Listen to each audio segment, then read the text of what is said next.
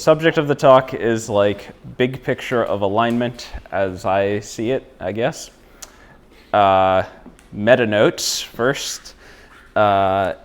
This is generally just going to be on object level technical problems, so we're not going to be covering like field building stuff or anything like that. Nothing about timelines, nothing about takeoff scenarios, just like thinking about the alignment problem. Okay, cool. All right. So, general outline, I'm guessing we're maybe going to get like half or a third of the way through the second one in the time we have, but major bullets, underdetermined optimization. This is mostly going to be about like the alignment problem itself, what makes it hard. The second part is going to be just lots of stuff about human values, and then the third part is abstraction and modularity. Okay. So, first things first. The conceptual question here is, why is alignment? What's hard about alignment? Okay.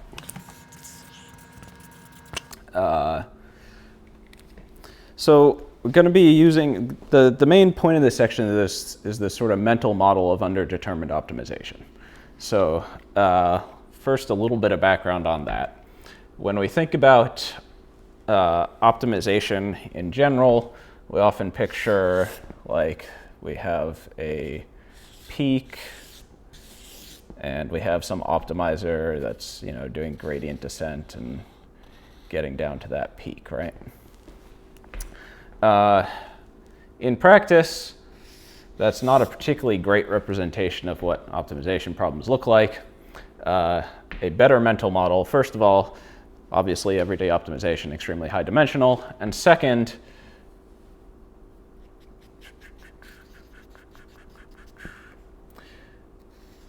tend to look more like, say, this. So the key point here is that there's not one optimum. There's this whole ridge here. Make sense? In the surface.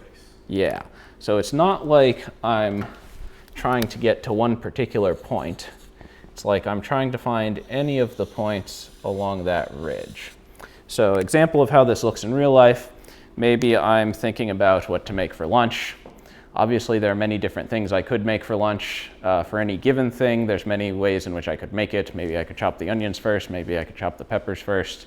Maybe I could start frying the vegetables before I start the rice going. Maybe I could do it in the other order. And all of these end up in basically the same spot, right? There's lots of different ways to get where we're going, okay?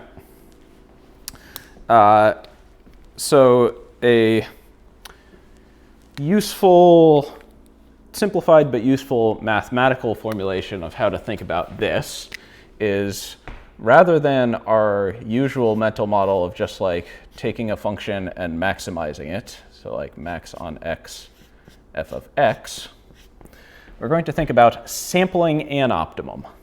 So we're going to sample x from the probability distribution, x given that x is in opt.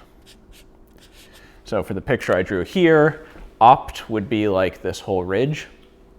So this is saying we imagine we have some prior distribution on our x's, and then we're specializing to the x's that are optimal for whatever our objective is, and we're picking one of them at random. Make sense? So for purposes of like cooking lunch, this would be that I'm effectively randomly picking like order in which to do things, conditioned on it actually producing lunch, right? Okay. Important point here, major empirical result in a paper by Mingard et al. This is actually a very good approximation for neural nets.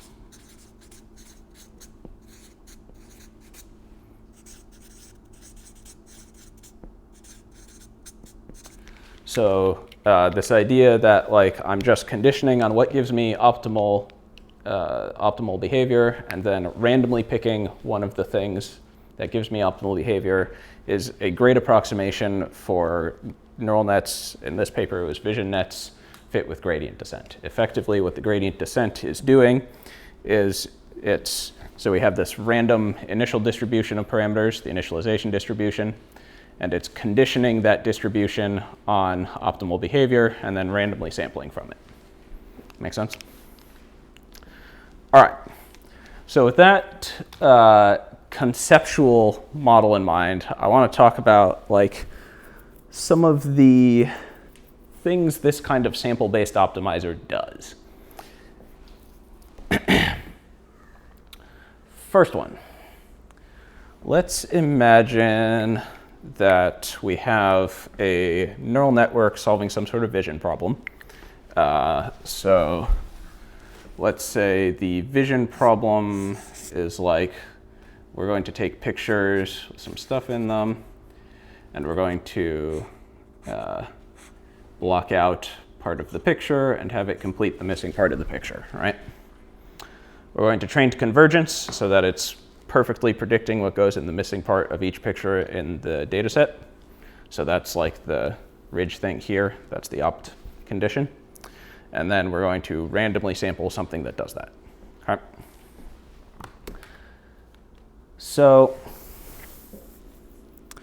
we could imagine two different ways a neural network might do this. And neither of them is going to be realistic, but imagine. One way would be the network directly encodes in its own weights, pixel by pixel, the value of every pixel that it needs to remember. Got that? So there's just like pixel values directly stored in the weight somewhere. All right. So how many parameters is it going to have to use in order to do that? As many as you have pixels that it needs to memorize, right? I mean, and also that depends on how many parameters you need to store a pixel, but yeah. Yes. Hang on. Hold that thought. So approach one needs, let's say, on the order of 1 param per pixel to store. All right. Approach two. In approach two, the neural net is going to zip all of the images, like just directly run a gzip algorithm on them and store the compressed parameter values. All right. Now how many is it? Now how many parameters is it going to need to store all those? How many it needs for the compress? Less than 1 parameter. Significantly less than 1 per pixel, yeah. Per pixel. Now that is presumably going to have some overhead, like it'll need some fancier machinery for encoding these gzipped images or whatever. But if we have a large set of images, then that's going to get swamped, right? It's going to use a lot fewer parameters to encode it. Now, here's the key idea here. Think about what it's doing with all its other parameters. So if the neural net, in both cases, it's the same neural net that we're training. This is just like 2 different settings of the parameters, which could do the thing. If the neural net has n parameters, n params total, and let's say here it needs k1 of them to store everything. Here it needs k2 of them. Then left over, in either case, we'll have n minus k1 or n minus k2, right? Those are our free parameters, roughly speaking. Basically, you can take those leftover parameters and do whatever the hell you want with them. Make sense?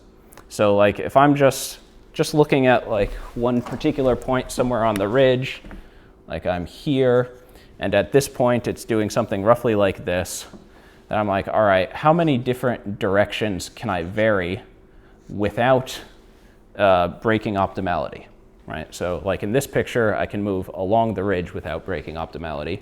In higher dimensions, there will be lots of different directions I can move without breaking optimality. And there will be something like n minus k1 directions I can move, right?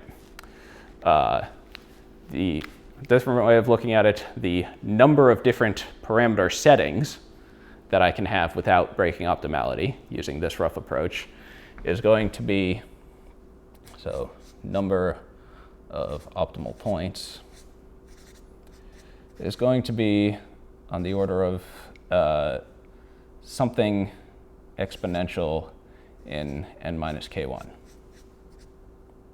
right? So like, if we were just imagining the parameters were bits, there's going to be like 2 to the n minus k1 settings that all do this same thing. How about for this one? 2 to the n minus k2. 2 to the something, yeah. Which is significantly bigger because k2 is significantly smaller. There you go. If k2 is much smaller than k1, then what this is saying is that there are a lot more points, a lot more optima, which do the more compressed thing. So let's zoom out for a moment. The like high level form of the claim here is that compression of like the data that this thing needs to memorize happens just sort of magically by default.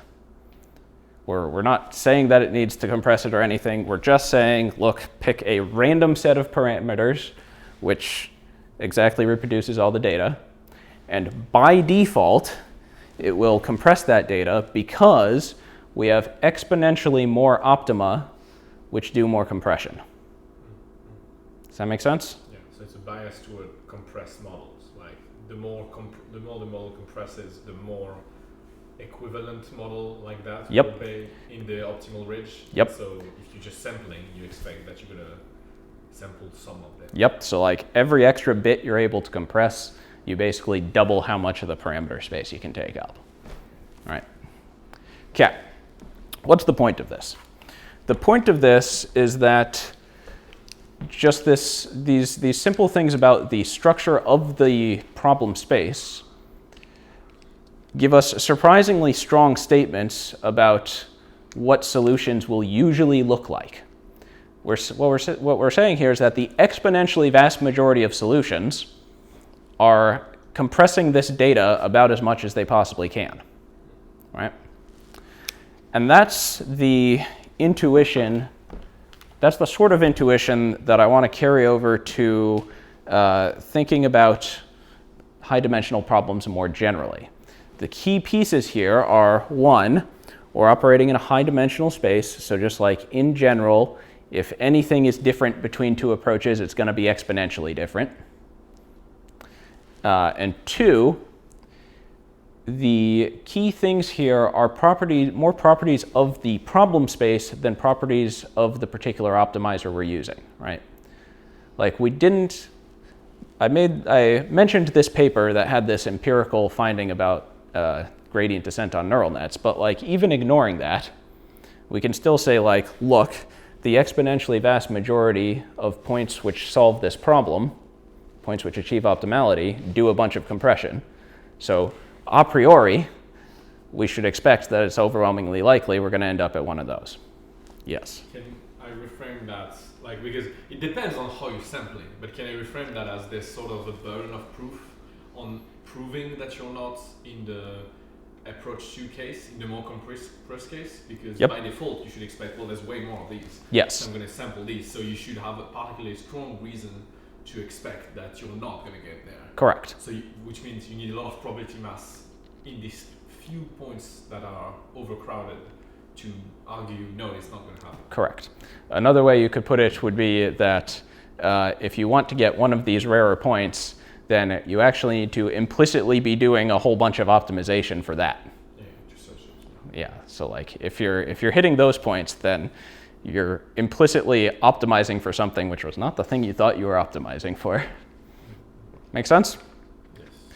All right, let's go to now I'm gonna do a similar example exercise, which is a little more alignment flavored, okay? Do you have another question? Yeah, when you say it doesn't depend on the optimizer, it depends on the problem space. Yeah. I feel like there's an aspect of that. Like I see what you're trying to say, but also I think there's a point that is it does depend somewhat on the optimizer because the optimizer need to be able to access this like thing of the problem space. Like it's a property of problem space that the optimizer need to leverage to be able to leverage it. So you can have bad optimizers or like who can do that. Or something. Well, so our only assumption on the optimizer here is that it finds an optimal point. Like that's the central thing.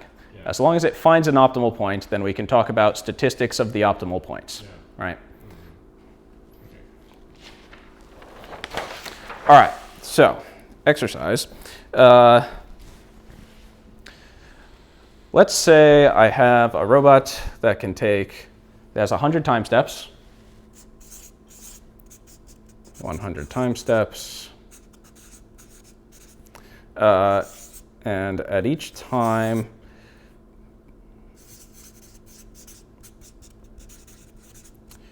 can take one of 4 actions. It can gain $1, so like it pushes a button, gets $1. It can do nothing.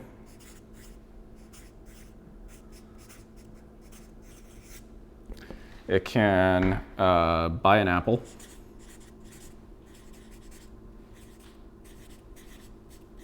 For $1.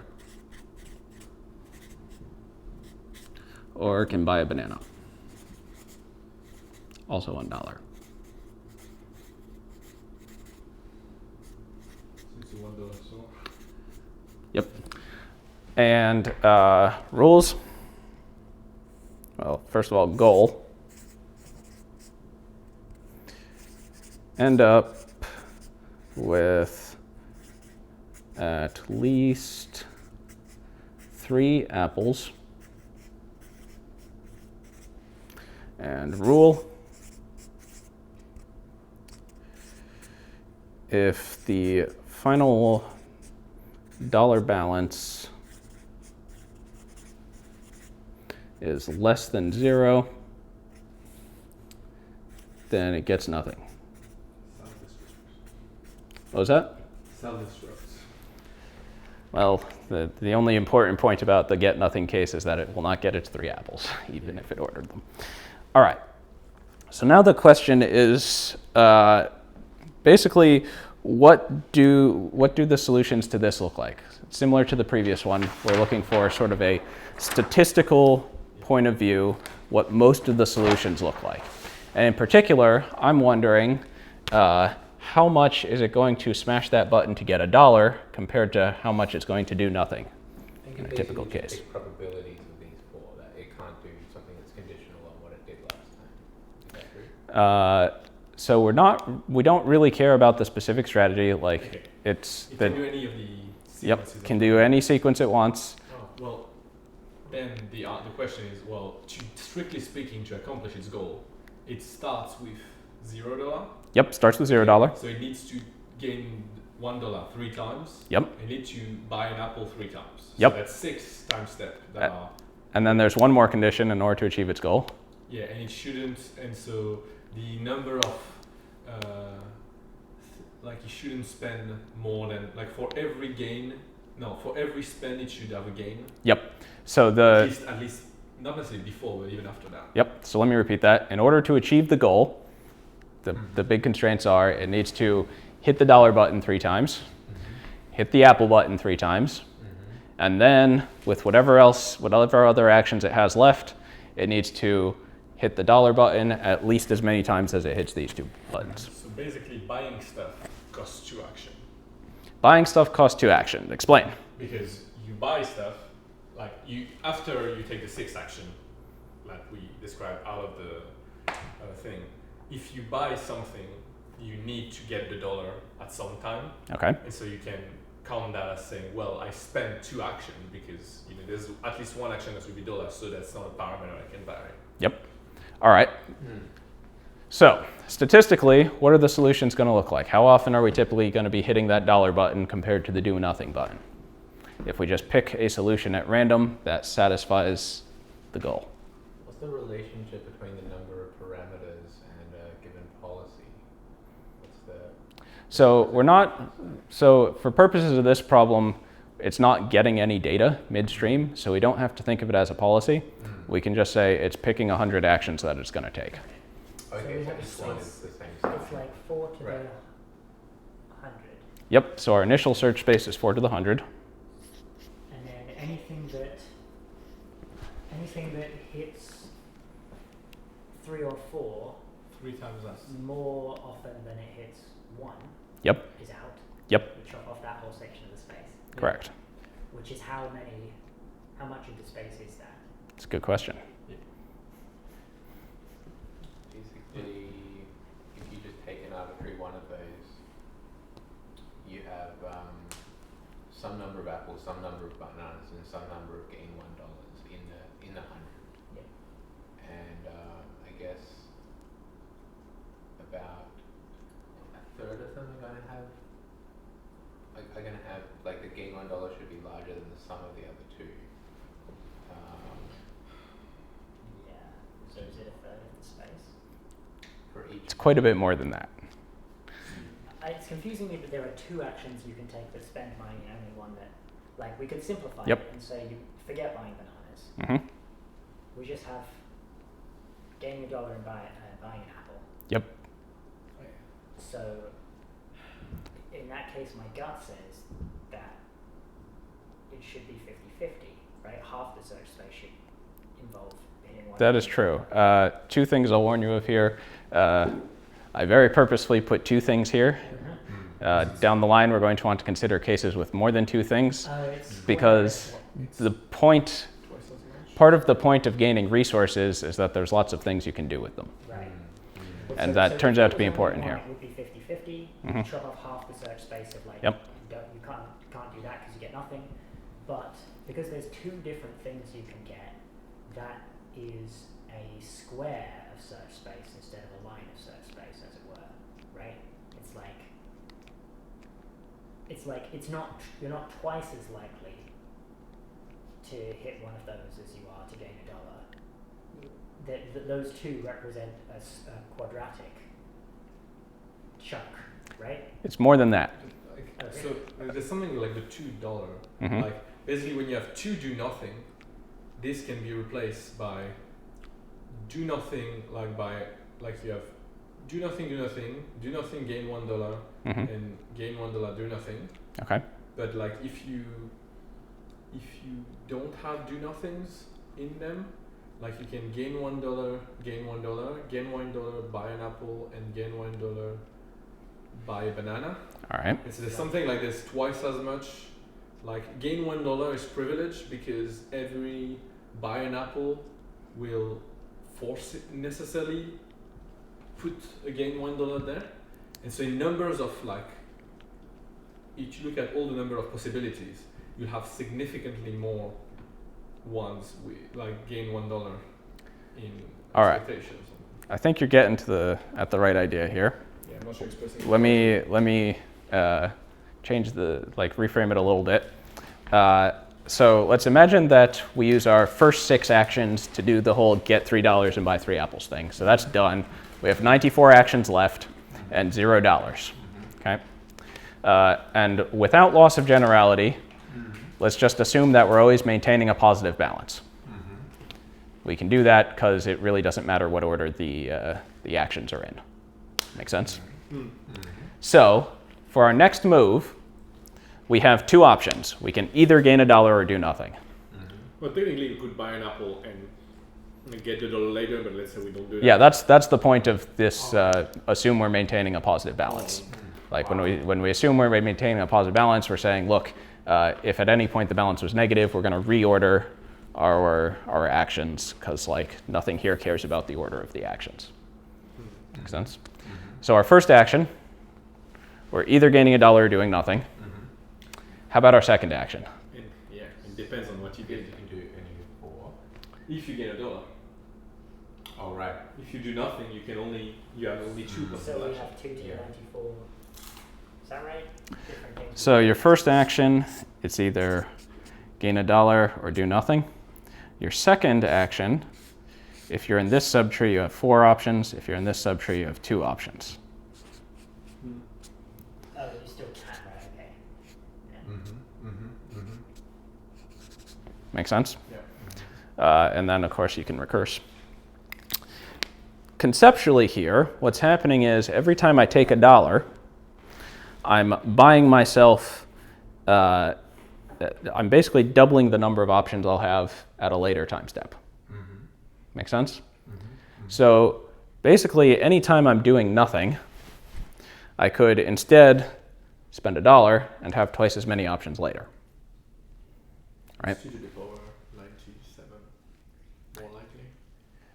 Not quite. So there's still the issue of, in order for that actually to do anything, you have to use half your actions to actually buy stuff, Okay. or do something. And then there's the thing of like, by choosing to not do nothing, I'm also losing an option at this time step. So it is going to be like non-trivial to do the math if you want to do the math on this, which I'm not going to right now. But hopefully you're convinced that the exponentially vast majority of solutions will hit the $1 button more often than they'll hit the do nothing button. Does that seem true? Yeah, that are subject to the constraint, basically subject to like x's and the options. Rob, do you buy this? Yeah. If you're conditioning on optimality. Yep. Yeah. Good. And then your constraint actually makes it even more, like because you can just, like you care about the order, like you consider the order, and so that leaves you more option. Like you could gain the $1 after. Right. Yep. You still have to do it, but you need to gain the $1 after, so that's even more. Like you don't have to have done this thing of getting all your apples up front. Right. Maybe wherever. All right. Just have more options. So, key things to take out of this idea. This is about instrumental convergence. The form of the claim is if we just look at a space of possible behaviors, space of possible strategies, the exponentially vast majority of them which achieve some goal will acquire resources, pursue resources. In fact, drastically more than are strictly needed for the goal. That's the real key here. Yes, we really only needed $3. This thing is going to end up acquiring more like somewhere between $20 and $40, I think. So like by default, the thing will acquire far more resources than it needs just because that gives it so many more degrees of freedom, which in turn means that like a much larger chunk of the solution space is going to involve these resource acquiring strategies. Make sense? And I guess the relevant thing, like the thing you keep not saying that it wants to do that. Nope. It's not an optimized like. Nope, I did not say it wants to do that. You keep not saying. Yes, Like the exactly. solution doesn't want. It's just there's so many more that you just probably gonna get a solution like that. Bingo. Yeah. You've It's like turn trout stuff. yep, Yeah. very similar. Now, in the previous example, you considered the representation size within an architecture. Yes. And I guess that would give some advantage to the do nothing strategy, which would have a relatively small representation size, presumably. Would that change the conclusion? So in that case, I think we are just thinking about the problem differently. So in this one, there's like data that we're memorizing and compressing. In this one, there's just no data. So it's kind of like I've taken and there's sort of 2 or 3 different things that agents do, and in one of them I've talked about one, and in one of the examples we talked about the other. So they're just like very different things. I was imagining in this example that you would have a policy Yep. that would be taking these actions, and that the representation side of that policy. You mean in this example, In this example, the Yeah. first one, the second one? example. Yeah. So in this one, like as written, there's nothing about it getting any data. So there's no actual policy. If we add in a data stream, then the next interesting question is presumably we're giving it some training data and it's going to be building a model which is sort of implicitly bound up in its policy. Right? Alright, wasn't That's where the compression happens. Have a policy that doesn't condition condition that anything. receive just taking action. Yep. one of the ways that you could actually set this problem up is you optimize it over some space of policies that Yep. output these actions. It's still not taking in any data, it's just Yep. a policy.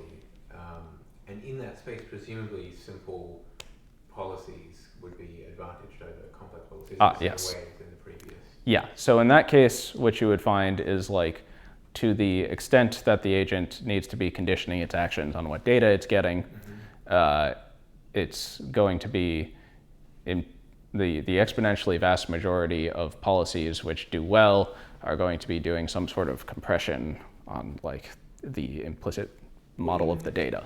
You can only do nothing right. Well, let's say it's just not receiving any data at all. Then it doesn't have a policy. Like if you don't receive data, then you're just spitting actions out, and you can just pre-commit to all of them in advance. There's no sense in which there's a policy. But you're still optimizing over a space. Yes. Right, and the space is like a space of, you could optimize over the space of like literal, 100 actions. You just Yeah. consider It's like this. the 4 to the 100 possible policies. But you could also be doing this by optimizing over neural networks, so the neural network Yes. is just going to output. That's quite action, possible. even absent taking in any data. Yep. Right, and if you did that, then the representation size would become relevant, even though it's not receiving any data. Let me think about that for a sec.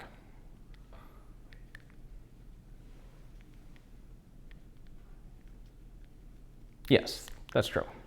But it wouldn't, it may or may not change it. I don't think it changed the outcome though, I because think it does. okay, so I'm gonna try to say why I don't think, and I don't think because you want to have optimal, so you have something optimal, so it has to like encode somehow that you need to gain at least $3, and you need to spend. There's this constraint. You need to gain $3, buy 3 apples, and not spend more than you gain. So you have the set of, how do you say, basically you're adding a simplicity prior to John's argument. Bingo. I feel. That's correct. And if you add the simplicity prior, doesn't sound like it's strong enough of an argument It's- to counteract. It's not the- quite necessarily a simplicity prior. It's just a prior.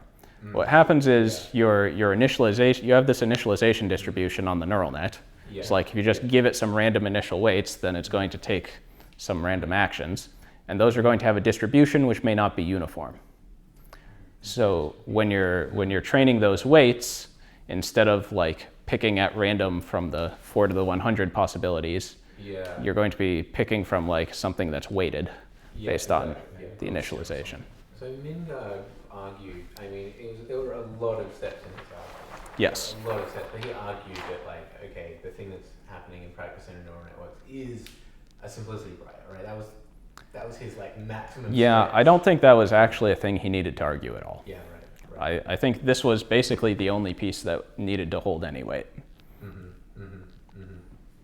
So the question becomes, because I think Alex is actually talking about simplicity prior here, even if the general argument is like, okay, if you add the simplicity prior to the previous statistical argument we gave, is that enough of a shift towards policies that are biased toward do nothing for Oh, no. like So when development? I was saying I think it makes a difference, I think it makes it worse. I think that, Oh, okay. I think that the simplest optimal policy is gonna never do nothing, probably and collect even more resources, because it's very easy to encode hit gain $1 96 times. Or like get $1, buy 1 apple, get $1, buy 1 Right, apple, right, get yeah. $1, buy 1. It's It's probably the two actions simplest to policy repeat that that. just Yeah. does it, right? And that's Yeah, gonna- fair enough. Yeah. So part of the takeaway here is from this argument, this compression thing, this compression phenomenon, means that we end up choosing simpler things even without a simplicity prior. Like even with just a pure uniform prior, it's going to be implicitly looking for simple policies in the sense that they compress whatever's going on. Yeah. They need very few parameters to specify, right? If you have that data stream. Yeah, and I mean even without a data stream, like in general, you're going to be locking in as few parameters as possible. Okay, yeah. Make sense? Yeah, makes sense. So that's why I think the Mingard thing, they really didn't need to demonstrate a simplicity prior at all once they had this. That was all they needed. Make sense? Cool. But yeah, it was a stretch in the way that they established All right. So the point of those examples was mostly to build a sort of intuition. And now I want to talk about like the more general version of the thing we're trying to build intuition for. Okay? So you've got some problem that you're trying to solve, right? Somebody want to name a problem? Solving curing cancer. Alignment problem. Curing cancer, the alignment problem. Eating chips. Don't die of AI. Good choice. Don't die of AI. Cool. And then we have some very large, like exponentially huge space of possible solutions, right? And within that space, like the exponentially vast majority of things don't solve it, right? Of those that do solve it, the exponentially vast majority acquire lots of resources. So here we have don't work. Don't work. There's probably quite a lot of fairly cheap die of something else first policies. Lol. Yes, that's true. All right, I'm going to ignore that for now. We'll come back to that later.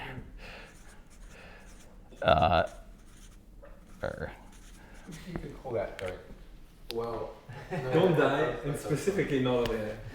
Of those which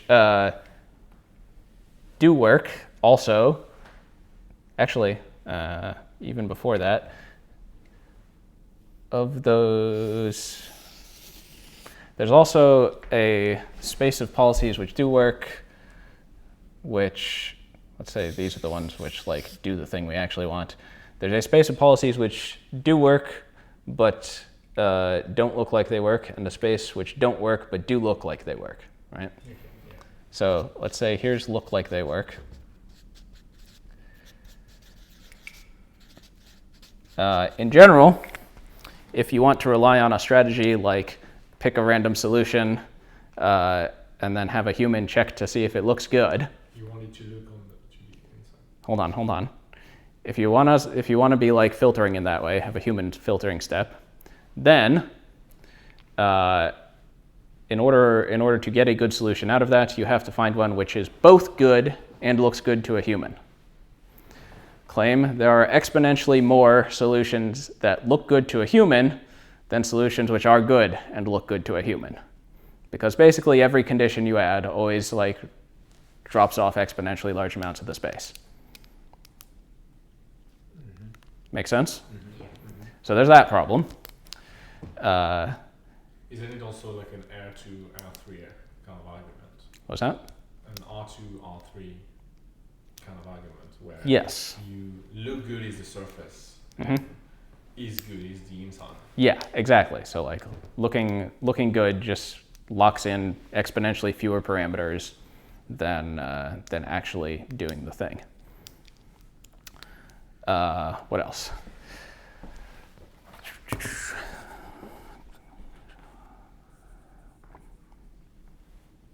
Yeah, okay. So like the general principle that I'm trying to hammer in here is that like the reason the problem is hard is a feature of the original problem space. Like we have not actually mentioned agenty AIs, we haven't mentioned like powerful optimizers other than the fact that they need to do some optimization to find a solution to the problem, right? We're really just talking about the structure of the problem space here and saying like, look, exponentially vast majority of the problem space doesn't work. Exponentially vast majority of the stuff which looks like it works doesn't. Yes? If you don't haven't like talk about all these things, Mhm. does that mean that these apply also in scenarios where the thing doing like the optimization is not just one AI, but like a market of AI and like these kind of Yep. weird multiple scenario where there's no food, there's nothing like. Yep. So let's go through a few of those real quick. So like first of all, so just non-singleton, just scenarios which don't look like the giant AI taking over the world. If you have an Oracle AI, you ask it to come up with a plan. Yeah. Well, if it's sampling from the space of plans, guess what? The vast majority of the plans don't work. Even if it finds one that looks like it works, it probably doesn't. Yeah, and just like whatever question you ask, the part of the plan space for solving that question while also being compatible with human values is going to be exponentially tiny. Right. How is it that we ever actually do things in practice at all? Good question. I'm not going to answer that right now. But good question. A cup of tea, just Because you're not optimizing. Then there was the thing that Adam was saying about like having multiple AIs and markets. Same thing. I mean, you could have like, look at Case, right?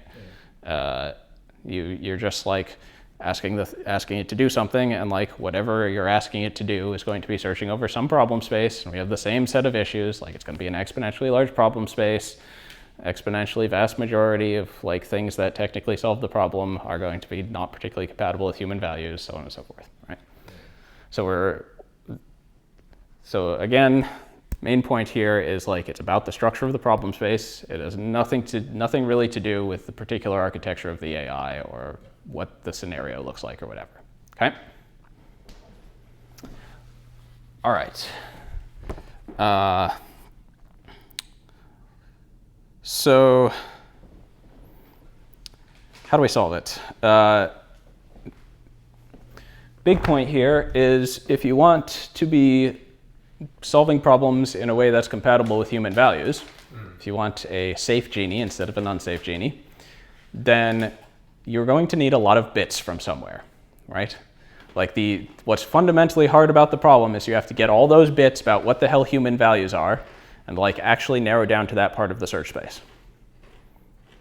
So again, note that we're not talking at all about structure of AI. We're just saying it's all about human values. What the fuck are they? How do we understand them? How do we like narrow in on the part of the search space that's compatible with human values?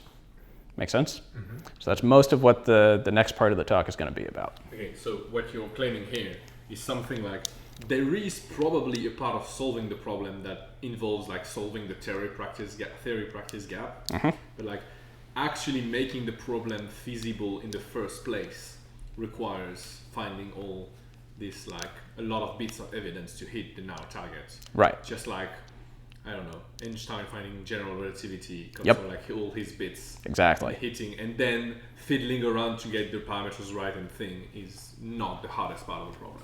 Yep. There you go. Let's see.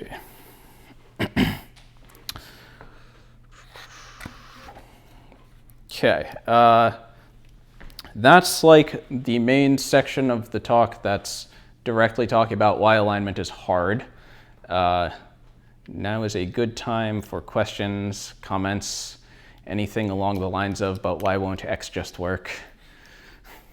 I mean, I don't think you have the right audience for that though. Fair. Does this explain why humans love resources so much?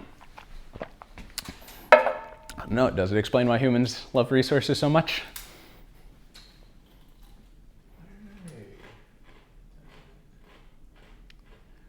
I feel like it does to me. If I think about my own personal psychology, All right. when I have something like money, Mm-hmm. it gives me options. Yep, like the space of things you can do is just way larger. Right.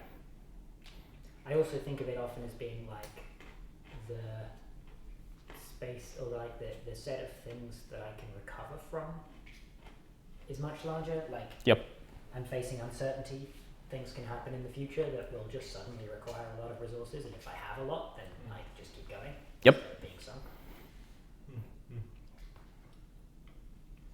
There's a certain difference between it being a kind of well-calibrated thing, even if it's a little bit dystopian. It's like there's a difference between being a well-calibrated kind of thing that was selected for versus it arising out of the relative scarcity of policies that don't do that.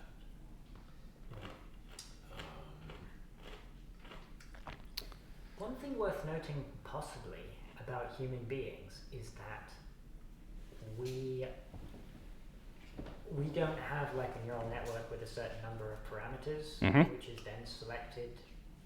We then select a parameterization of the model. Yep. Because we evolved, every parameter we have arrived with a job to do. Like, we got more neurons to do more things. So we don't have this situation of just like, oh, if we didn't have to do that, we'd have all of these spare neurons that came from nowhere. To Not quite true. So two things going on here. First one, when we're thinking about humans, there's two levels. There's like, when I personally am planning something, all of this still applies. Like the vast majority of ways I can get the thing I want are going to involve acquiring resources and so on and so forth. Second, there's at the level of evolution. Evolution's like selecting strategies, selecting genomes that are going to perform well. Thing you probably already know, the vast majority of your DNA is junk. So in fact, evolution did have a crap ton of space to play with. The number of free parameters was quite large. But like, I definitely have the sense that when I meditate and look at my cognition, I'm like, this is mostly junk. And more like junk DNA than like stuff that was selected for and is no longer relevant. Another way to frame it, It's a good one. okay, I just want to say I don't think that like transposons are free parameters that that evolution can work with. partly true. It's just not optimizing hard on genome size. Partly true. Another way to think of it, though, which probably gets around that, is in general, evolution or any sort of local search algorithm is more likely to find broader optima, right? Like the broader your optima is, the more likely you're going to hit it, which is very much the same sort of thing we've been talking about here. Like the breadth of the optimum is basically quantifying in a way how many degrees of freedom you have. The more degrees of freedom you have, the broader that optimum. Right? So the same sort of argument basically works even without this sort of sampling assumption when we're talking about local search that is going to find a solution with a lot of degrees of freedom to it. It's still broad, accessible optima, but like that's most. You need Yes. to be able to access it if it's local search. You're wandering around, you end up in a basin. Probably you end up in a big basin. Exactly. Yeah, but you end up in one of the biggest basins out of the basin we can access, because it's probably a bunch of basins that you can actually access. I definitely have the sense that my cognition just like fills all available spaces mostly. Really mostly. I do like that point though. Really 10 to 20 times a second, just stuff that's not related to anything. I was horrified. Before we go to the next one, Yes. if you take your argument about power seriously for the evolution, shouldn't most of DNA be something that is like powerful, like resources, like gathering resources for evolution or something, So instead of junk? what the argument would roughly say is that you have a lot of junk, but mostly that's screened off. Mostly the junk doesn't matter. It can change around and not do anything, which is true. Like your DNA, like the junk parts of your DNA can in fact change around a lot without breaking anything. Because if they did break things, then they would have broken them and then they wouldn't be around. Exactly. Then the parts that remain are the like actually functional parts, and that's the part that's like under compression pressure. Okay. Makes sense? Yeah. One more minor note on that. While we're on the topic of humans and evolution and all that, inner agents are essentially a way of compressing. Yeah. I mean, risk from amortization does Yep. argue for that. That's exactly what that argument in risk from learned optimization said. So we should expect inner agents for exactly the same reasons as these arguments from before. And in general, it's There's lots of them in the search space. Exactly. It's like large areas of the search space are there. Exactly. And for purposes of the stuff we're going to be talking about, that's mostly relevant insofar as humans are inner agents for evolution. Make sense? All right. Then that concludes section 1. Right. Turn over to side B. Turnover side B, exactly. Going back to the outline. We have now talked about underdetermined optimization. Next part is about what humans want. And remember, our goal here is to, like, ultimately we want to get all those bits we need in order to zoom into the part of the search space which is compatible with human values. So, general question, how complex are human values, really? Anybody have thoughts? How would you estimate this? Fermi estimate, how complex are they? Well, to the extent that they are inherent in humans themselves, Yep. DNA is 700 megabytes. Yep. So that's kind of an upper bound on like inherent complexity of human values. If Awesome. they are past Give me that number again. 700 megabytes. Yes. We can go a lot smaller than that with the genome argument, but that's a good upper bound. I mean, that's also assuming that the values are literally encoded in the genome, which would be Yeah, so criticized by a bunch of people. yep. So an important point here is obviously a lot of the like information that goes into our values we do absorb from the environment. The good news is that part we don't really need to care about. As long as we like can figure out the parts that are hard coded, then we can just go put our AI in the environment and it can absorb that information damn self, right? Like that part of it is not the hard part. We have plenty of environment to learn from. Do humans have access to human values? Do humans have access to human values? In what sense? Nobody's ever demonstrated that they do have access to human values. In what sense? Well, nobody's ever enunciated or enacted human values. Yes and no. To a large extent, my answer to that is I don't care. I just want my AI to like not do things that are obviously not what I want, right? Like, remember the point of this was to just zoom in on the search space, which is the part I want. And like clearly humans for the most part are able to do that. Like not particularly reliably, admittedly. As you mentioned, there's a lot of junk, but like, yeah. We seem to be able to get better at it over time. Okay. There's something that feels off about we only need the hard-coded parts in the genome/brain, Yeah. which is something like you sort of need to be able to screen off the ones that do what you want. Like there's a bunch of stuff that are in the genome/brain, Yep.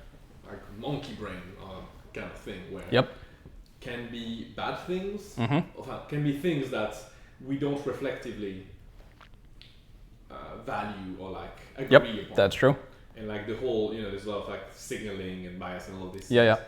And so it sounds a little more subtle than learning exactly the part that is hard coded. It's more learning the right bits of the part that's hard coded. Yes.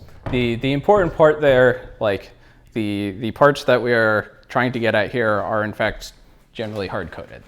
There's going to be other stuff hard-coded that we need to separate out, but the important point here is that like the parts that are hard-coded give us an upper bound on how complex this thing is that we're trying to figure out.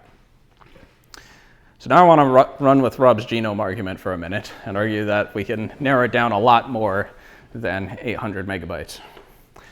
So first of all, like vast majority of genome is junk DNA is not really accurate given our modern knowledge, but like certainly not doing all that much. I don't think you can quite do that because I think that's the number for it compressed Mm-hmm. rather than the raw data. Yes, correct. I'm accounting for that. Oh. We're going to be hopping to the next part is going to go even further.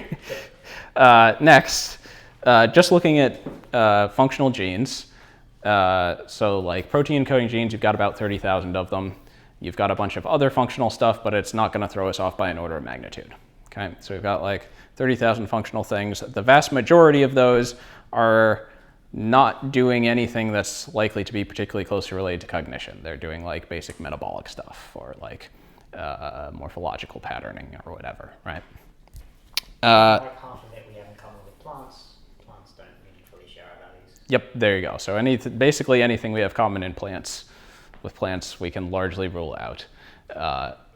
Yes. Maybe it's completely irrelevant. Like, what about if cognition is embodied? And then Like, it's not going to be embodied in a way where we're going to need to account for every single function of every single gene. So it's, yeah. So like right off the bat, we can trim it down to like at most, we're talking about like on the order of thousands of simple chemical functions, right? Like that's what we're looking at here. At most, thousands of simple chemical functions.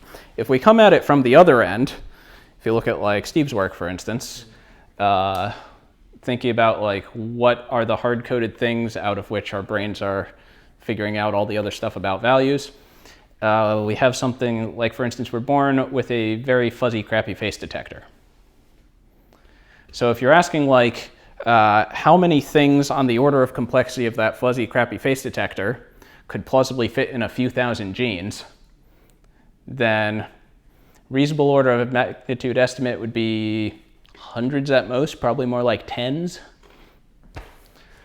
So my like Fermi estimate for how complicated, how complex are human values, or the core of it that from which we can generate the rest of it.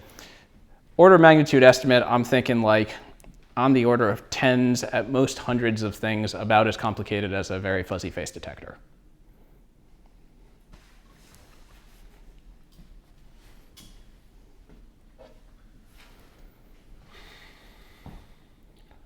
This makes me think that the overwhelming majority of human values are in the environment, Yes, I agree with that. which is interesting and kind of counterintuitive. That's actually like super, like that's the state of the art for like social science for like more than a century or something. Like nobody would be, oh, all the values are in people. No, but like, I still would anticipate a person. I guess it depends how different the environment is. But like, if you ask me, if you took a person and you, raised them on another planet on their own, maybe that person would really, really just not have like really fundamental things we would consider to be really fundamental human values.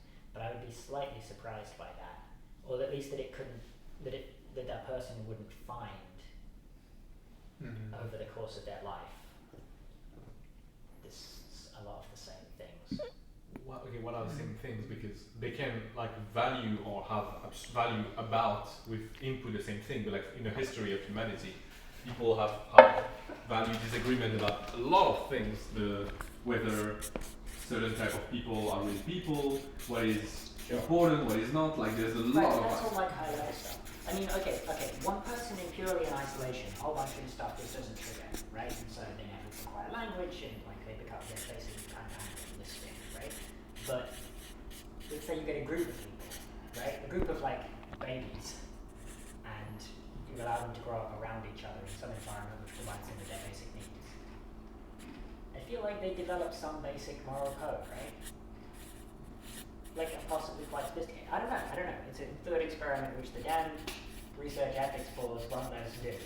Yeah. I don't even know if they develop language, because I feel like apparently language comes from listening and repeating language by parents. So you might have a bunch of like dead, like not, like mute babies. That's interesting. My gut says they would develop language, but then again, it might not. I don't know. Anyway, let's probably go back to.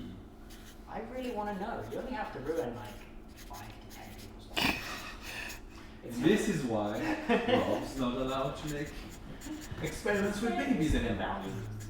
We're genetically identical to people that for like a long time period before written There's some selection that has been like not that much yet. So, what would you say? Maybe 70,000 years with like experience, like pretty minor genetic changes. All right. I'm declaring this to be dinner conversation. Can come back to it. So that's like not that much complexity at the end of the day, right? It really doesn't sound that bad. So what's so hard?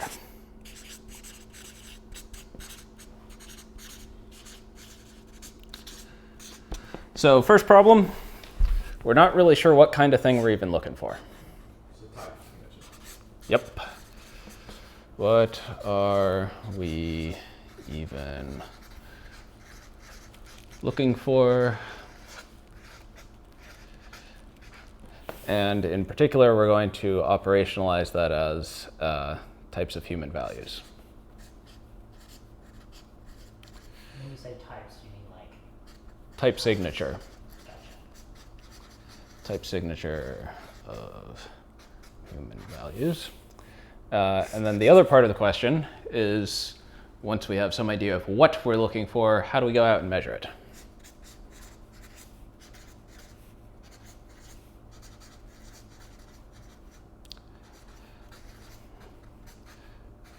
And that's going to involve abstractions and modularity and all that jazz.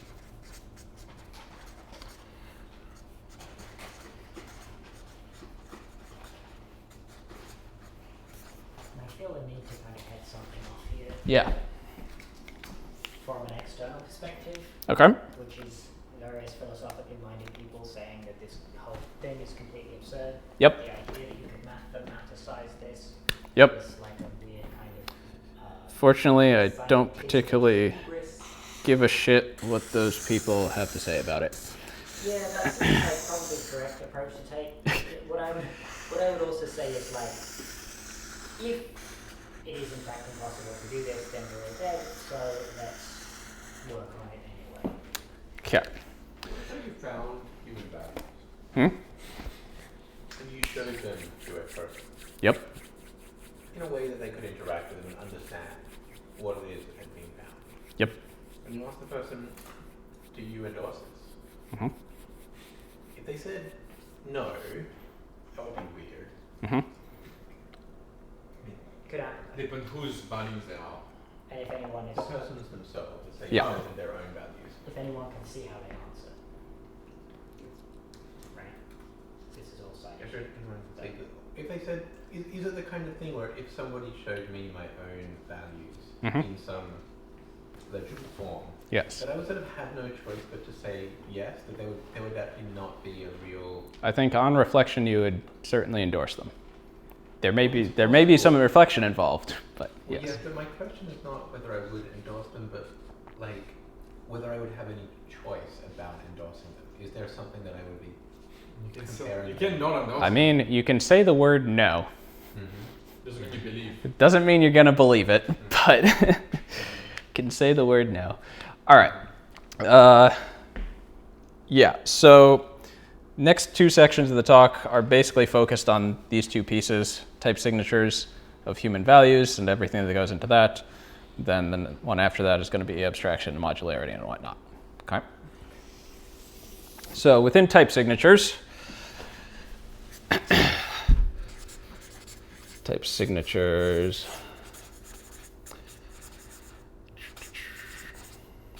First, we're going to talk a bit about coherence arguments, because usually they're very poorly done, and like we want to be clear on what they do give us, what they don't give us, so on and so forth. Okay.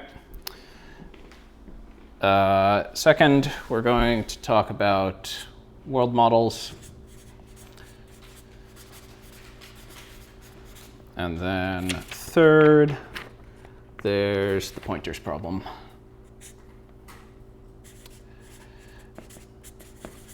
And then we'll talk about other bits and pieces, the largest of which, so the largest thing we won't go into much detail on is going to be decision theory and counterfactuals, especially counterfactuals.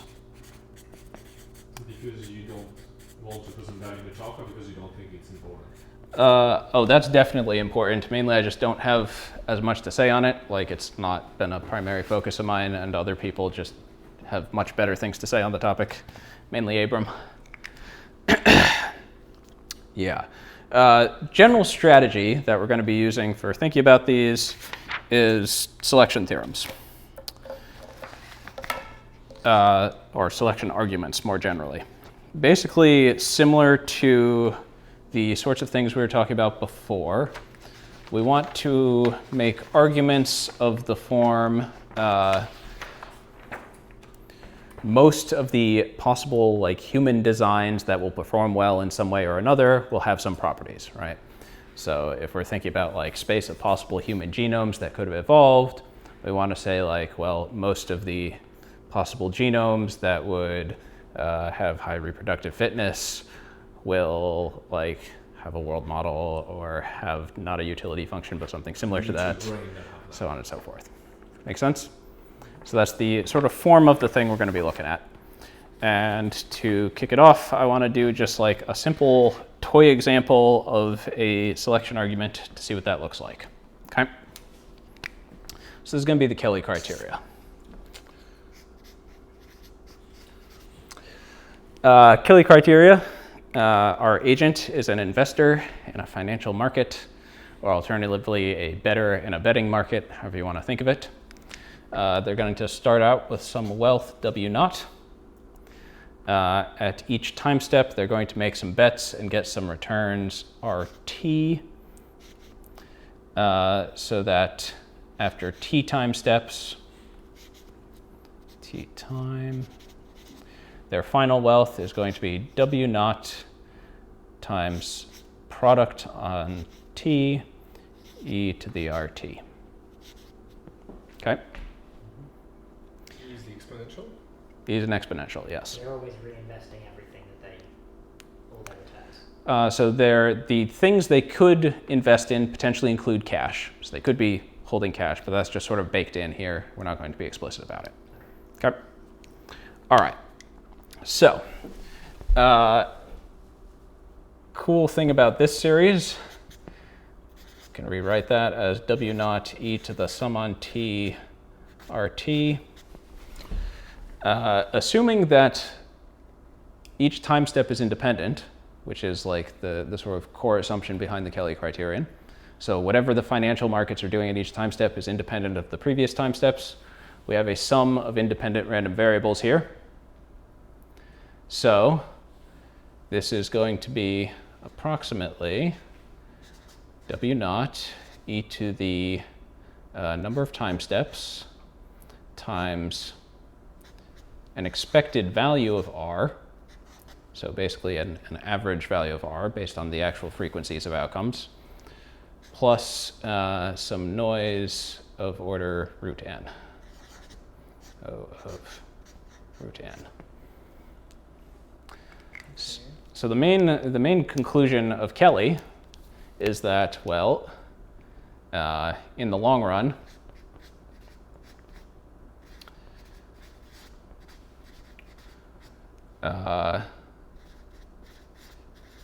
agents which maximize,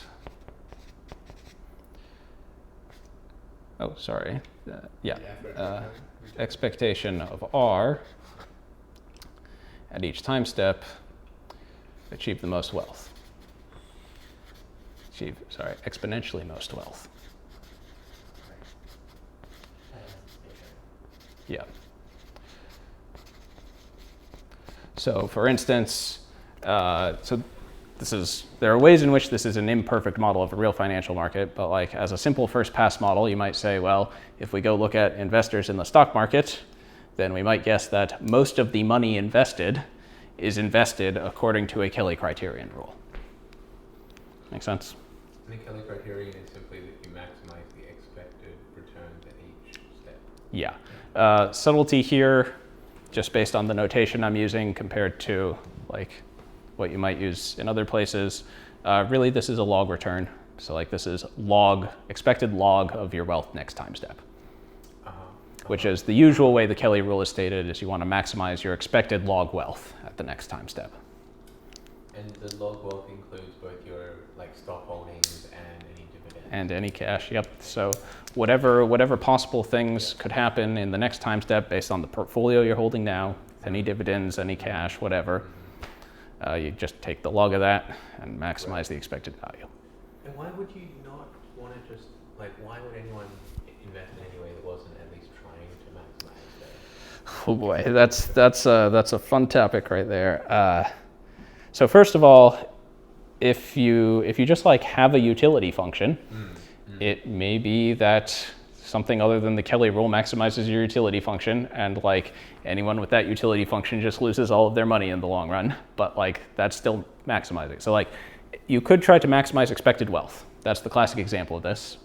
Then you have the gambler's ruin problem, where like every time step, you have like a 50% chance of tripling your wealth and a 50% chance of losing all of it. And then like after n time steps, you've almost certainly lost all of it, but there's like an exponentially small chance that you have an exponentially large wealth. Right. So like if you're maximizing expected wealth, then that's the thing to do, right? And what would this say to do instead? What this would say to do is maximize the log expected wealth, which would mean that you don't put literally all of your wealth in the thing that might lose literally all of its value. So the log cancels out the exponentially growing wealth. Effectively, you've got one exponential log, and you end up with Correct. but the probabilities are still exponential. So Something like that. right. So R is like log of W. Log. Yes, R is log wealth the next time step. Now the important thing to take away from here, this is not like a selection theorem that we're actually going to use for thinking about humans, but the point is sort of the form of the argument. The argument is saying that anything that performs well in the long run will be doing this. Right. Anything that doesn't do this is going to be strictly dominated by something else with probability 1. So another way to say it would be the vast majority of successful agents, or successful agents in the vast majority of worlds, will be doing this. Right. Yeah. So it's not necessarily a theorem that says Kelly agents are always going to win. Like logically, there are worlds in which they won't, but like with arbitrarily high probability. Like with the gambler's ruin. It's like Exactly.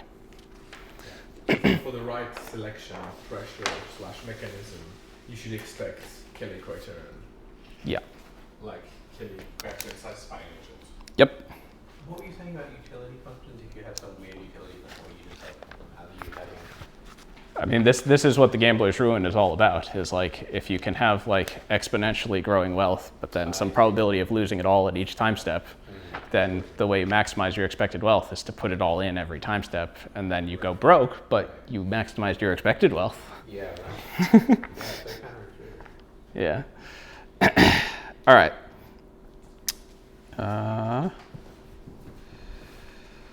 Cool.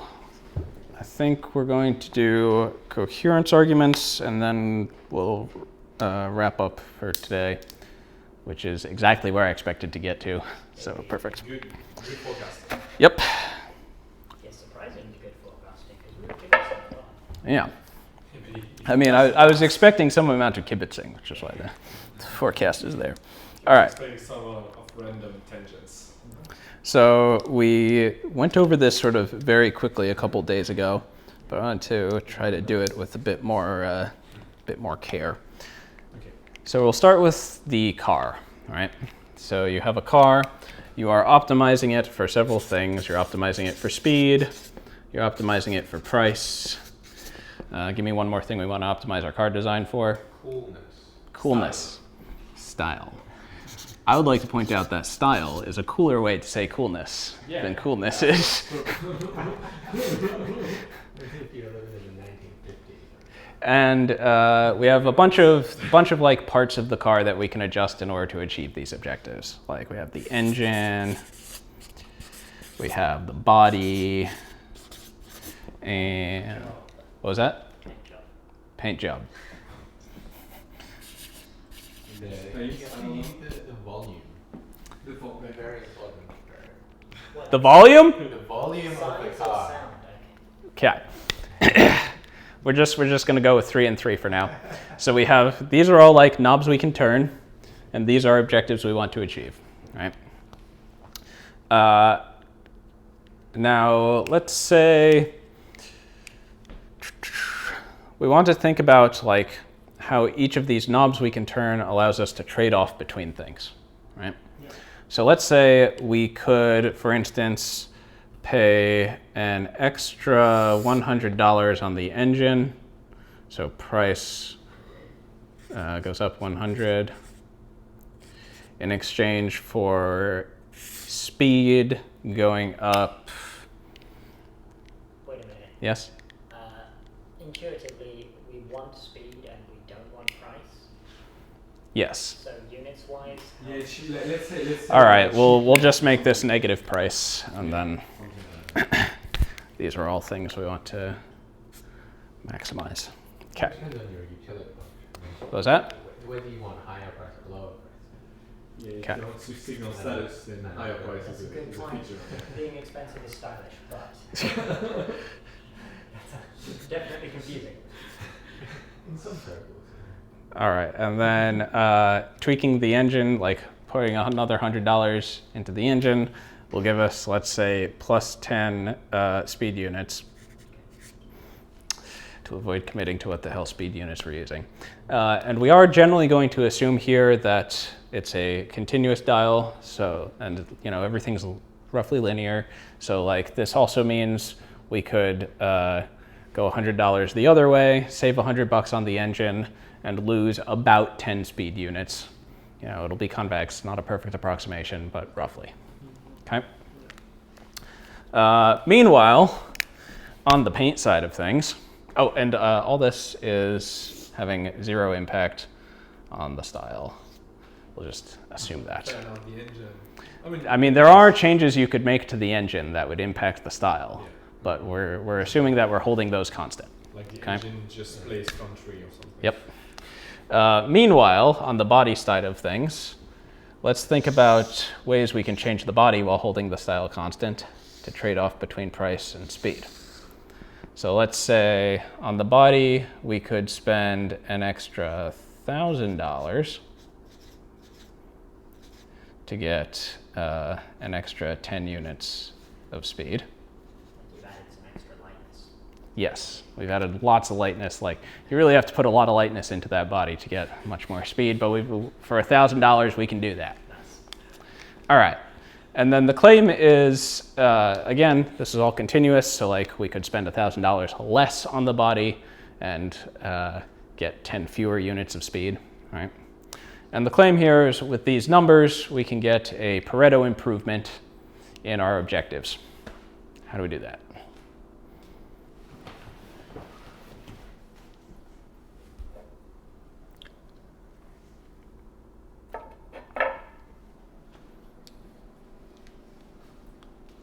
So the body we're trading $1,000 for 10 speed, Mm-hmm. and the engine we're only trading 100, Yep, right? So we shouldn't be making that body trade-off. We should go the other way. Oh. there you go.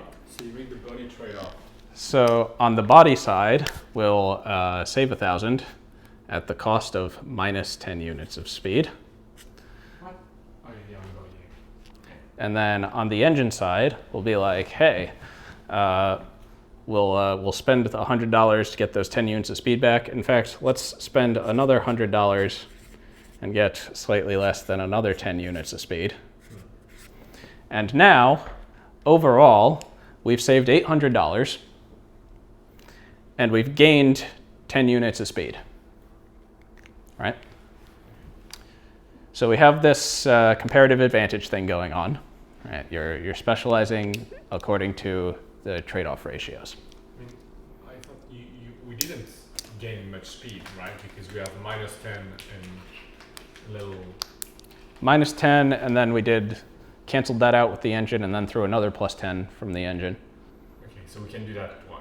Yep, roughly. So it'll be a little less than plus 10. Yeah. Because But like you could decreasing also just returns. Say, oh, it is if you did it just once, Mhm. you would not have gained. Then you'd have speed. Speed would be the same, but you'd have saved $900. Yeah, so it still would be a Pareto improvement. Yep, right? that would still be a Pareto improvement. Many options there. All right, so now, next interesting question. Under what circumstances will we not be able to get this sort of Pareto improvement? Like, when are we Pareto optimal? What's the condition? Especially when they're like linearly dependent. Yeah, so in this case, it's going to be about ratios. So I've built in an assumption here that these are not just one-dimensional dials. We can adjust the engine to change the style or the price or the speed, and you can trade off any pair of those independently. So presumably at some point, any of these things hits diminishing returns or something. You're not going to get Correct. the same ratio forever. Yep. So when all of the ratios are the same, there's nothing to move. Bingo. That's the condition, when all of the ratios are the same. Which is equivalent to the vector of, if you take the two vectors of speed, price, style, for the engine and the body, is equivalent to those being Correct. linearly dependent. So yeah, what we have effectively is sort of a set of trade-offs for the engine. So like we have a trade-off ratio of our engine speed, our engine price, our engine style, and then for the body we have our body speed to our body price to our body style, and same for the paint job. And we are on the Pareto frontier basically when these are equal. All of those ratios are the same. And in a market system, those would be the prices. So prices are just quantifying those trade-off ratios. All right, let's change this example up. Now we have same car design thing, but a different set of objectives. This time we're going to optimize for speed in rain,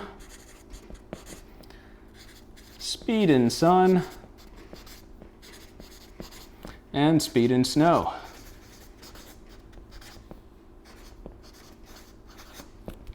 All right. How does this change the problem? There's a relationship, there's a trade-off between the different two that is like fundamental or something?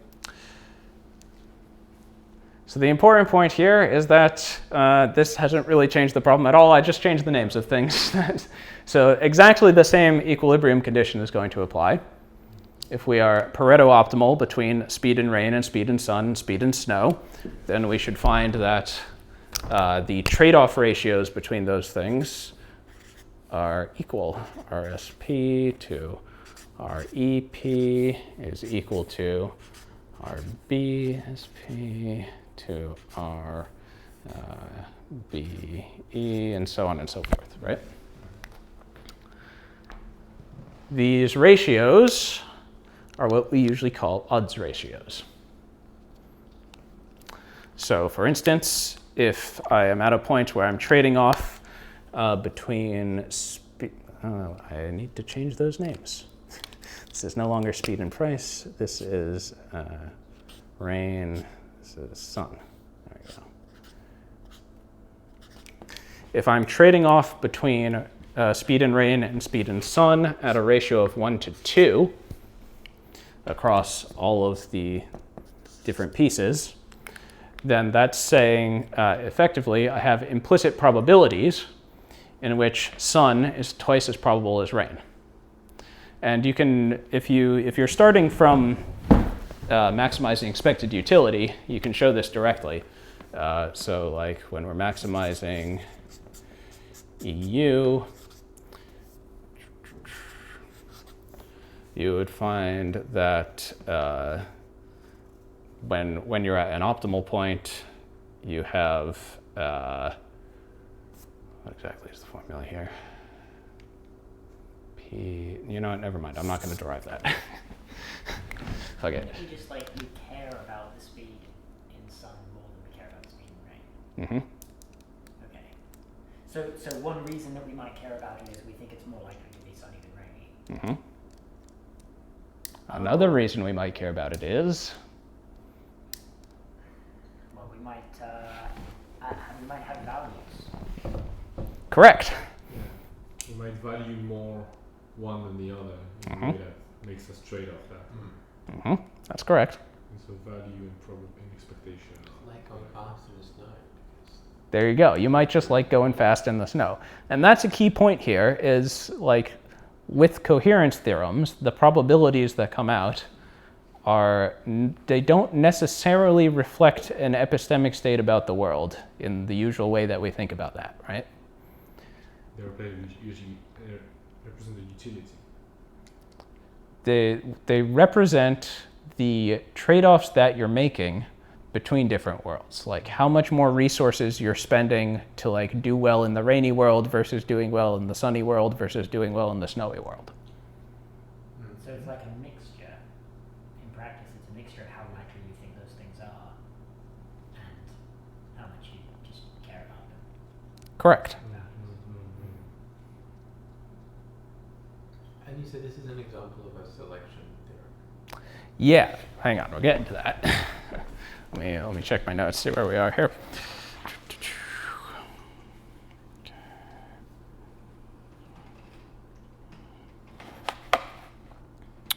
Right, so bringing this back to the selection version of the claim, we had the thing earlier about resources, right? So there's this thing where I can gain $1 and spend it in lots of ways, and therefore I gain lots of dollars.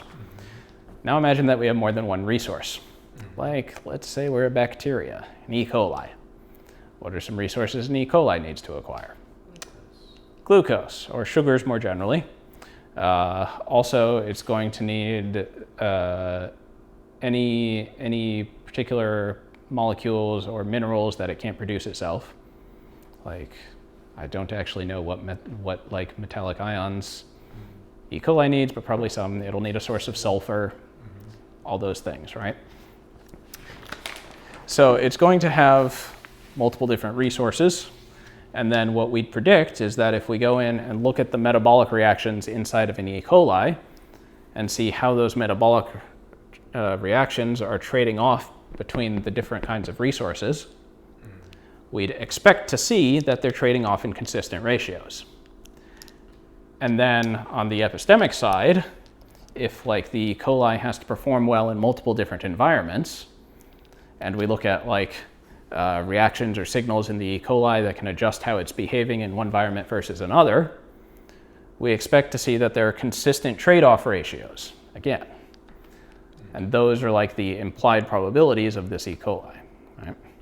And at the end of the day, it all goes back to the exact same sorts of things we were talking about earlier, just like if it is, doing things which will dominate the space of optima, then it should be Pareto optimal for resources. Therefore, this whole thing should apply. So in this bottom one, you're saying we would look into the E. coli and we would say, well, how do these three different resources that it collects influence its performance in three different environments in this example?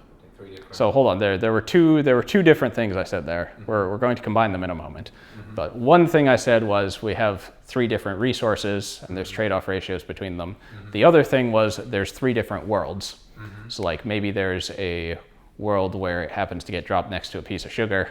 Maybe there's another world where it gets dropped in a pool of acid. Like E. coli live rough lives, guys. It's a difficult life. And so we would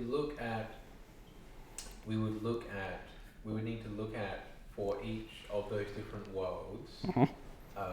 what is the slope of the change in performance in each of those different worlds for a tiny change in each of the possible resources.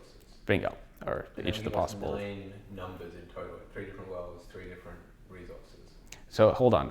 For this one, it's not necessarily the resources you're adjusting.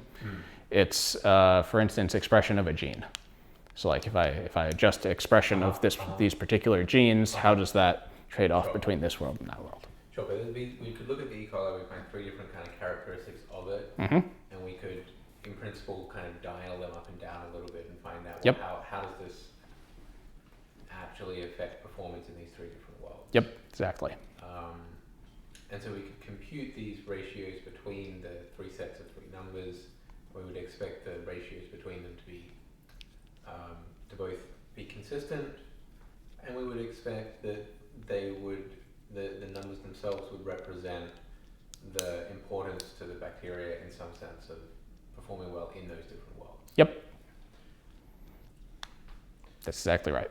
So the if you analogy with all the previous argument here, the ridge of optimality is the Pareto frontier. Saying something like, It's not that the ridge is the Pareto frontier.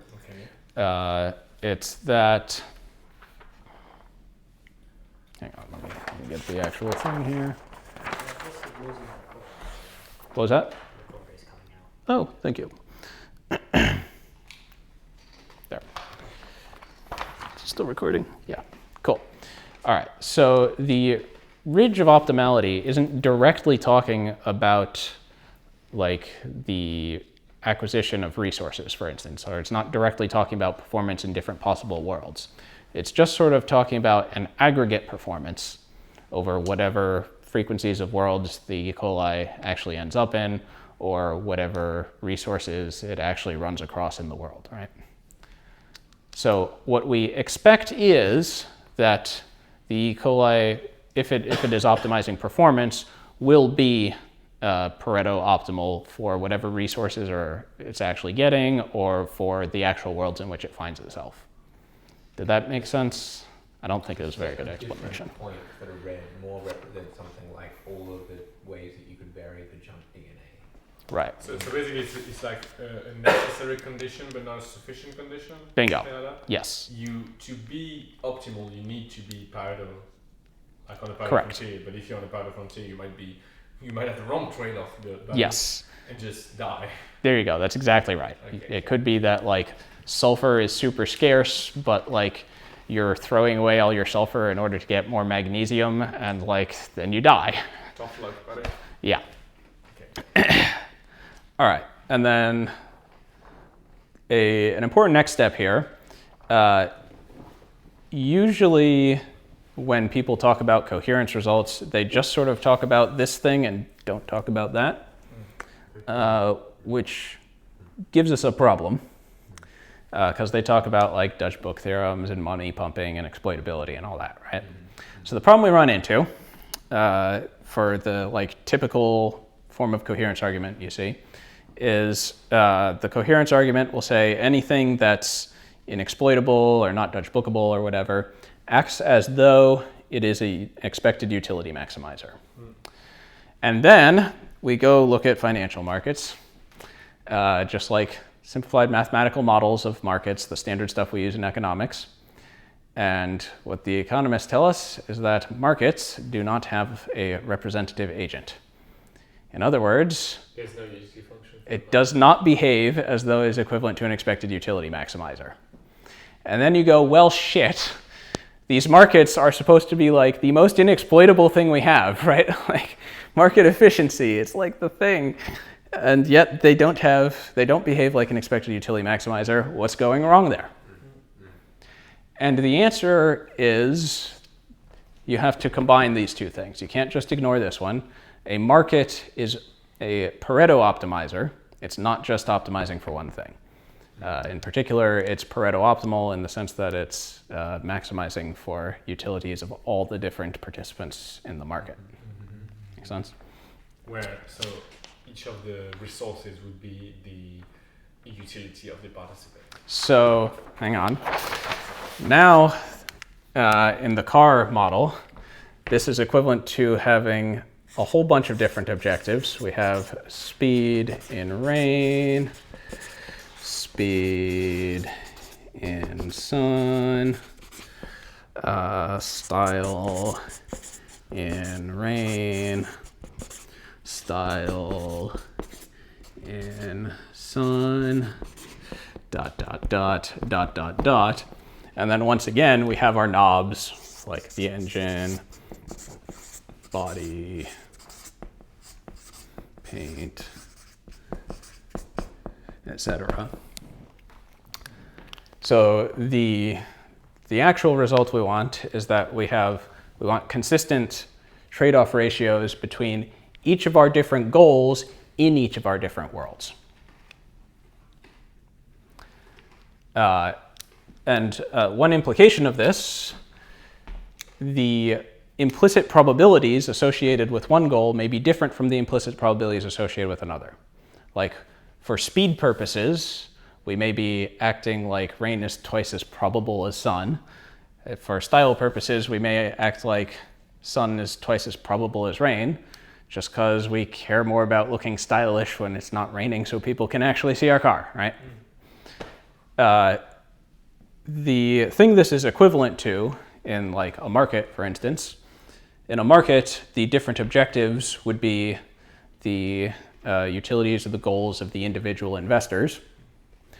And then the probabilities would be the probabilities assigned by that particular investor. So they could all have different probabilities and different goals. So what we've basically derived here is this notion of subagents. When you're Pareto optimal, both across multiple goals and across multiple worlds, it's equivalent to having a bunch of utility maximizing subagents. You're Pareto optimal for, expectations under all of them. Make sense? Expectation of the sum, of the average, of the... None. It's Pareto optimality. Okay, yeah, Pareto optimality of the expectation of the other agent. Yeah, so you take expectations, take each agent's expected value, and then you're Pareto optimal over that. Fair enough. Make sense? Yeah. Okay, let's see if there's anything else in the notes. Do you like subagents? Bingo. You like subagents? Implicit subagents, so to speak. Well, it is like, it tells you, you could cut this network into subagents, but it doesn't necessarily tell you where to find the subagents. So it's kind of like in the same way that the coherence arguments say this thing must be behaving like an agent. Yeah. Mhm. You're saying this thing must be behaving like a collection of agents. Bingo. Like a Pareto optimal trade-off between a collection of agents. Bingo. Pareto optimal collection of subagents. Yeah. But if your finding is that financial markets behave like a collection of agents, Mhm. nobody's very excited by that. Indeed, it's very obvious. The more interesting claim is that we have this coherence argument, which is you can view it as saying that any Pareto optimal system behaves as a market, Right. right? Which That's is a more interesting direction, yeah. yeah. So markets are the most general such thing in some sense. Bunch of different agents with different utilities and different probabilities over worlds, and take anything that has what is the condition under which something has this kind of Pareto optimality? You mean like existence of a Pareto optimal, or? Yeah, so what is the coherence theorem in this case, or what is it? So what it's saying is that if I have adjusted my engine and my body and my paint so that they're all at settings where I cannot achieve a Pareto improvement, then my trade-offs between these, when I make small adjustments, all have the same ratios or consistent ratios across the different knobs I could turn. Right? So the ratios I achieve by adjusting the body knob a bit match the trade-off ratios I get by adjusting the engine knob a bit. Or in our bacteria example, we would say, well, it's optimizing to get each of these different metabolic resources like glucose, sulfur, magnesium, and it's optimizing to get those across multiple different worlds. Like maybe there's a world where they're all very abundant, maybe there's a world where they're all very scarce. And what we expect to find is that if we tweak the expression level of genes by a little bit, then we'll find that they trade off in consistent ratios between all of these possibilities. Makes sense. It sounds like you were saying something like if something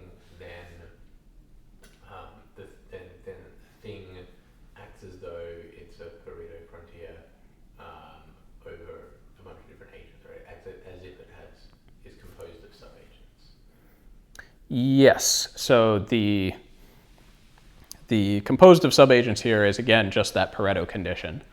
Like those consistent ratios, you can view as those consistent ratios as capturing the trade-offs between subagents. So when we're Pareto optimal in this sense, it means we're also optimal under expected values of a bunch of subagents. It's not proving Pareto optimality. It's saying if you're Pareto optimal, you have this. Right. And the Pareto optimality condition is sort of, that's where the selection term is like, well, it's a version of like the optimality, especially in this setting, I guess.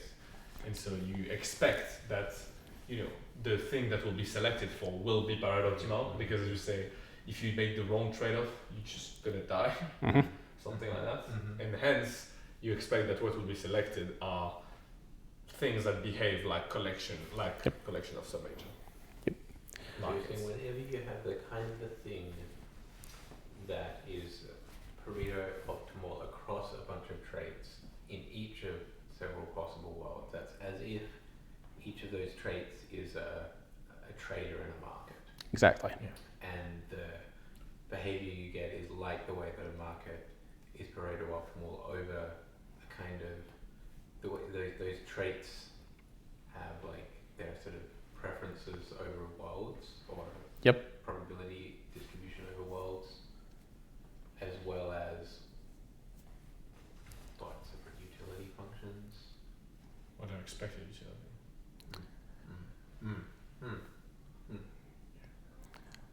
All right.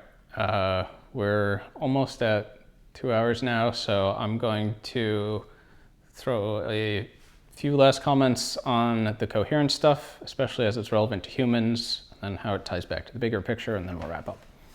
Okay. So for humans in particular, we have all these cute studies showing how humans are irrational in various ways, right? Two fun things about those. First of all, a lot of them don't replicate. As you'd expect, it's psychology, right? Second, among the findings which do replicate, many of them actually turn out to be just fine when we're in a subagents framework rather than just a pure utility maximization framework. A classic example of this is humans prefer to keep whatever they have in either direction. So like if I have mushroom pizza, I will not trade it for your pepperoni pizza, but if I have pepperoni pizza, I will not trade it for your mushroom pizza. So there's a preference to keep something in either direction, even though A more interesting example of this would be taboo trade-offs, like things like trading money for lives, right? You can think of this as you have subagents. In the pizza case, you have a subagent that wants mushroom pizza, you have a different subagent that wants pepperoni pizza, and either trade would not be a Pareto improvement. So you just stick with whatever you have, right? In the case, in like the more interesting case of taboo trade-offs, where you're talking about trades between money and lives, you have a subagent that cares about money, you have a subagent that cares about lives, and they're just not willing to trade because it wouldn't be a Pareto improvement, right? It has to be a Pareto improvement in order for a trade to go through. Does that make sense? Would it be a kind of Pareto neutral? So would it be like if they're both on the Pareto frontier? So so at any given time, like presumably they're on a Pareto frontier. So if you could have a trade where like you save strictly more lives and get strictly more dollars, then people are pretty okay with that. But you're not on the Pareto frontier. Right. You can do that. Yeah. Yeah. Right. Yeah. So what you're saying is you sort of redrive like that Kai Sotala style Exactly. alignment is actually the right way of looking at it. Yeah. So the big like conclusion here is, subagents are probably right. Like this makes sense. We have first principles reason to expect that you have a bunch of subagents with like separate preferences and a lot of intuitive things about a lot of things that are sort of intuitively weird about our preferences through a utility maximizer lens make a lot more sense once you start like thinking of it in terms of subagents. I would not expect an abstract argument about computer science, about optimization and economics, to like have a recommended therapy system, but it seems to endorse internal family systems. Yep, that's exactly the sort of thing. Have you heard about alignment, where weird economic and computer science argument tell you something about the future of humanity? All right, let's tie it back to the big picture and then we'll wrap up. So we did a little bit of this already. just to recap, the big idea is we're looking for things which compress. We had this argument that like if you gain a lot of resources, then that lets you fill more of the space. It gives you a lot more degrees of freedom while still achieving the goal. And then we said, well, look, if you have lots of resources, then that means we expect to be Pareto optimal, because if you can just get more resources, you'll have more degrees of freedom. You'll be able to fill more of the space, right? And similarly with performing well in different worlds, if you're able to perform well in multiple different worlds, then you can perform more robustly across more distributions, right? So it's filling the space in a sense of robustness rather than breadth of the optimum. We didn't really talk about that comparison, but that's how that works. And that just like directly gives us this idea of subagents as a component of human values. Tying back to broader questions about human values, in terms of type signatures, this is talking about the outputs of human values. So we're saying that the outputs of our values are not like an expected utility, but a bunch of expected utilities, right? Expected utilities for each subagent. So you're saying when we look for human values, we should be looking for a model of it in terms of subagents. Bingo. And then next things, which we aren't going to do now, but next things would be considerations about world models, about Pointer's problem. This is more about inputs of human values. Yeah. So we've talked about outputs. Obvious next question is what things do we care about conceptually? All right. And then the whole abstraction and modularity section talks about like how to go look for those things. Cool. I feel also like the whole logical abstraction thing is a sort of talk you already given at a bunch of potential places, like the topos. Sort of. I don't usually do the whole how it ties into the big picture bit, which was most of what this was about. The bit you need now Yeah. is the bit that you rarely do. Oh, even the abstraction section is more on that. Anyway, any more questions before we break? One question Yeah. about how important agreement. Obviously, the different agents have different utility functions. Is there a special case in which they all have the same probability distributions, or are they completely free to vary? Like, what's interesting there? Yeah, so from the coherence arguments alone, there's no particular reason to expect them to have the same probabilities. The principle that like both economics and Pareto optimality gives us is that basically if they have different probabilities, then they're going to trade so that like one of them expects to be happy in the world it expects to be in, and the other one expects to be happy in the world that one expects to be in, right? Right.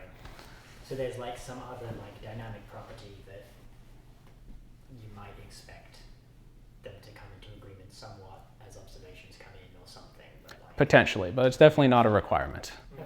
And like to the extent that humans have subagents, like yeah, it's totally reasonable that some of them just have totally different beliefs, potentially over totally different parts of the world. They don't even have beliefs about the same things. Right? That's my observation. Cool. Okay. Dinner? All right, Thank you. Thank you, Thank John. you. let's break.